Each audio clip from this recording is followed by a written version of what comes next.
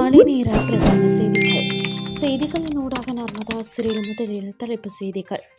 பலி எண்ணிக்கை 26ஆக உயர்வு. சம்பவத்திற்கு பொறுப்பேற்றார் நீதி அமைச்சர். விவசாயிகளுக்கு நற்செய்தி. அரசாங்கம் வெளியிட்டுள்ள அறிவிப்பு. ட்ரம்பிடம் மற்றொரு நாட்டை கோர்த்துவிட்ட நெதன்யாகு. இனி விரிவான செய்திகள்.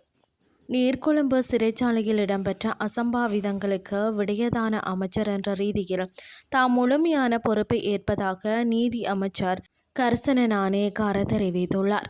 கொழும்பில் இடம்பெற்ற ஊடகவியலாளர்கள் எழுப்பிய கேள்விகளுக்கு பதில் வழங்கும் போதே அமைச்சர் இதனை குறிப்பிட்டார். அதற்கமைய உயிரிழந்தவர்களின் குடும்பங்களுக்கு அரசாங்கத்தின் அனுதாபங்களையும் தாம் தெரிவிப்பதாக அமைச்சர் கூறியுள்ளார். எதிர்பாராத விதமாக இடம்பெற்ற இந்த சம்பவம் மிகுந்த கவலை அளிப்பதாகவும் அவர் தெரிவித்துள்ளார். எவ்வாறாயினும் சம்பவம் தொடர்பில் விசாரணைகளை மேற்கொள்வதற்கு விசேட குழு நியமிக்கப்பட்டுள்ளதாகவும் அமைச்சர் தெரிவித்தார். ஏன், யாரால், என்ன நோக்கத்திற்காக இந்த மோதல் நிலை உருவாக்கப்பட்டது என்பது தொடர்பில் ஆராயப்பட உள்ளதாகவும் அவர் குறிப்பிட்டார். அதன்படி இந்த மோதல் நிலையை வழிநடத்தியவர்கள் யாராக இருந்தாலும் அவர்களுக்கு எதிராக உரிய நடவடிக்கை எடுக்கப்படும் என அமைச்சர் தெரிவித்துள்ளார். தற்போதைய சூழ்நிலையில் நீர்கொழும்பு சிறைச்சாலையில் இருந்த கைதிகளை ஏனைய சிறைச்சாலைகளுக்கு மாற்றுவதற்கு நடவடிக்கை எடுக்கப்பட்டுள்ளது. இந்த சம்பவம் தொடர்பில் முழுமையான மற்றும் விரிவான அறிக்கையை இன்றைய தினத்துக்குள் வெளியிட எதிர்பார்ப்பதாகவும் நீதி அமைச்சர் கர்சன நாணயக்கார சுட்டிக்காட்டியுள்ளார். நீர்கொழும்பு சிறைச்சாலையில் நேற்றைய தினம் இடம்பெற்ற பாரிய மோதல் சம்பவத்தில் சிறைச்சாலை அதிகாரிகள் 7 பேரும் சிறை கைதிகள் 19 பேருமாக மொத்தமாக 26 பேர் உயிரிழந்துள்ளனர். அத்துடன் இந்த சம்பவத்தில் 100ற்கும் மேற்பட்டோர் காயமடைந்துள்ளதாகவும் காவல்துறை தெரிவித்துள்ளது. அவர்களில் 18 பேர் கம்பகா, வெளிசர ராகம ஆகிய மருத்துவமனைகளுக்கும் 4 பேர் கொழும்பு தேசிய மருத்துவமனைக்கும் மேலதிக சிகிச்சைக்காக மாற்றப்பட்டுள்ளதாக தெரிவிக்கப்பட்டுள்ளது. இதேவேளை குறித்த சிறைச்சாலையில் நேற்றைய தினம் சில கைதிகளுக்கு இடையே இடம்பெற்ற சம்பவத்தின் போதும் 2 கைதிகள் உயிரிழந்துள்ளதுடன் 30க்கும் மேற்பட்டோர் காயமடைந்திருந்தமை குறிப்பிடத்தக்கது.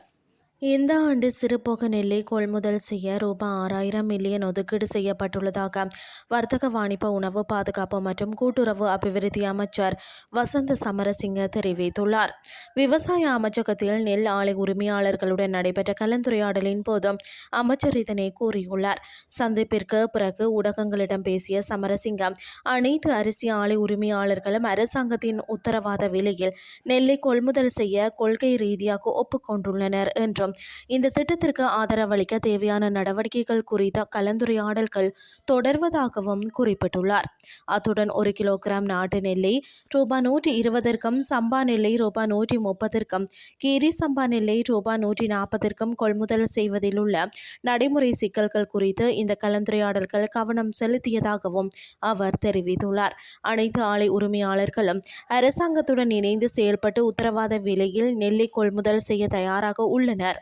இந்த திட்டத்தை நாம் வெற்றிகரமாக செயல்படுத்தினால் அரிசி விலைகளை குறைக்கவும் அவர்கள் ஒப்புக்கொண்டுள்ளனர் என்று அமைச்சர் அதன்போது சுட்டிக்காட்டியுள்ளார். இந்த நிலையில் கலந்துரையாடல்களின் போது ஆலை உரிமையாளர்கள் பல முன்மொழிவுகளை சமர்ப்பித்துள்ளதாகவும் அவை 2 வாரங்களில் நடைபெறும் தொடர் கூட்டத்தில் ஆய்வு செய்யப்படும் என்றும் அவர் மேலும் வலியுறுத்தியுள்ளார். இனி வெளிநாட்டு செய்திகள். துருக்கிய ஜனாதிபதி ரெசப் தயிப் எர்டோகன் உள்ளிட்ட அந்நாட்டின் மூத்த அதிகாரிகளின் இஸ்ரேலுக்கு எதிரான கருத்துக்கள் குறித்து பிரதமர் பெஞ்சமின் நெதன்யாகு அமெரிக்க ஜனாதிபதி டொனால்ட் ட்ரம்பிடம் முறையிட்டுள்ளதாக சர்வதேச ஊடகங்கள் தெரிவிக்கின்றன. அண்மையில் ட்ரம்புடன் நடந்த தொலைபேசி உரையாடலின் போதும் நெதன்யாகு அவற்றை தெரிவித்ததாக கூறப்படுகிறது. துருக்கி இஸ்ரேலுக்கு எதிரான செயற்பாடுகளில் ஈடுபடுவதன் காரணமாக அந்நாட்டின் விமானப்படைக்கு மேம்பட்ட தளங்களையும் ஆயுதங்களையும் விற்க வேண்டாம் என்றும் நெதன்யாகு ட்ரம்பை வலியுறுத்தியதாக தெரிய வருகிறது.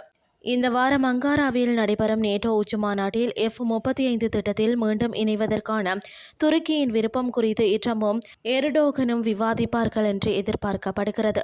இவ்வாறானதொரு பின்னணியிலேயே இஸ்ரேல் பிரதமர் மேற்கண்ட கருத்துக்கள் வெளியாகியுள்ளமை குறிப்பிடத்தக்கது. இத்துடன் செய்திகள் யாவும் நிறைவடைகின்றது. அடுத்த இரவு 8:30 எதிர்பாருங்கள். நன்றி.